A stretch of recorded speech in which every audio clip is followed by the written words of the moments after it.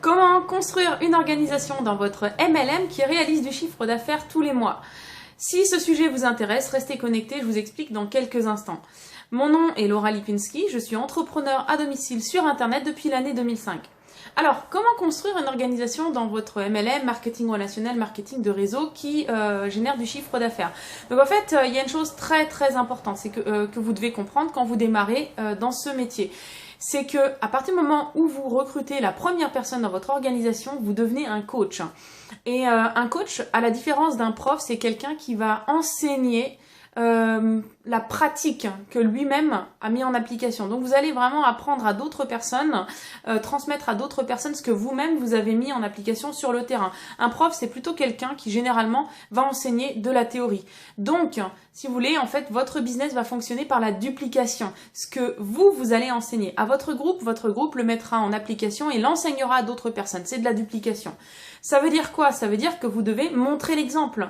Donc, comment est-ce qu'on génère du chiffre d'affaires dans le marketing relationnel? Déjà, en utilisant les produits soi-même tous les mois. Tous les jours, bien sûr, mais en renouvelant tous les mois.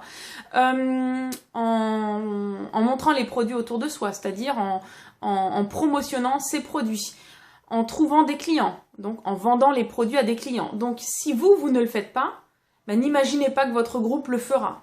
Et c'est vrai que je vois, même dans mon marketing relationnel actuel, j'ai des distributeurs qui parfois nous disent « Oui, les gens dans mon groupe ne se mettent pas en action, ne font pas les choses, mais quand je regarde ce que ces personnes font elles-mêmes, elles n'utilisent pas les produits tous les mois. » Donc comment voulez-vous montrer l'exemple? Vous devez être sincère.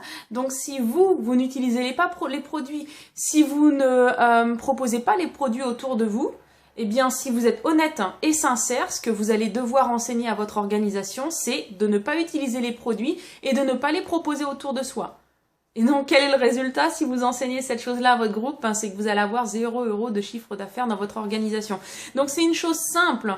Ici, on ne cherche pas dans le marketing relationnel, on ne cherche pas des bonimenteurs, on ne cherche pas des gens qui vont raconter aux autres ce qu'il faudrait faire en principe, dans le meilleur des cas, mais qui ne le font pas eux-mêmes. Donc si vous voulez que les gens aillent aux événements, vous devez aller aux événements. Si vous voulez que les gens appellent leur liste de noms, vous devez appeler votre liste de noms. Si vous voulez que les gens fassent une liste de noms, vous devez faire votre liste de noms. À tout moment, je dis bien à tout moment, si vous dites à quelqu'un dans votre organisation, pour réussir, par exemple, tu dois utiliser tel produit. Il faut que dans la seconde même, vous soyez à même de prouver que vous-même vous utilisez ce produit.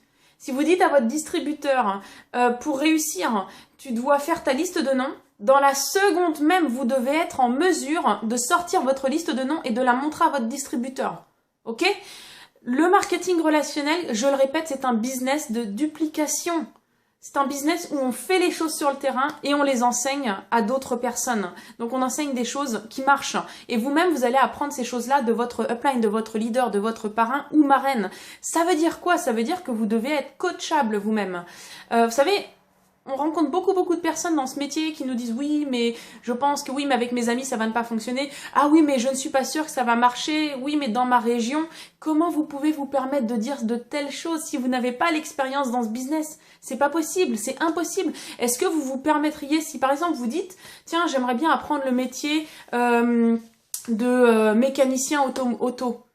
Vous allez commencer votre apprentissage. Est-ce que vous vous permettriez de dire à votre patron, à la personne qui vous enseigne ce métier, ah non, mais moi je suis d'avis que c'est pas comme ça qu'on change une bougie.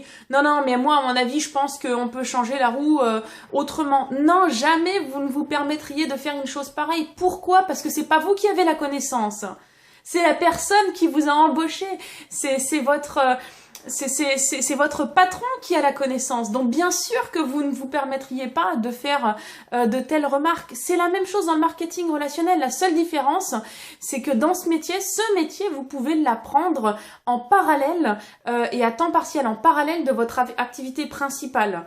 Donc, si vous voulez avoir une organisation qui réalise du chiffre d'affaires, vous devez être coachable, vous devez accepter d'être formé et de vous former pour former d'autres personnes. Donc ça veut dire que vous devez investir dans votre formation vous devez donc montrer l'exemple. Si vous avez compris ces bases-là, eh bien, vous avez une des clés les plus importantes pour la réussite de votre organisation dans votre business.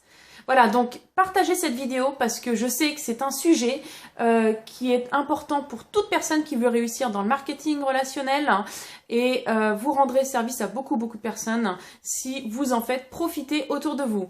Sur ce, je vous remercie d'avoir regardé cette vidéo et je vous dis à bientôt pour une prochaine.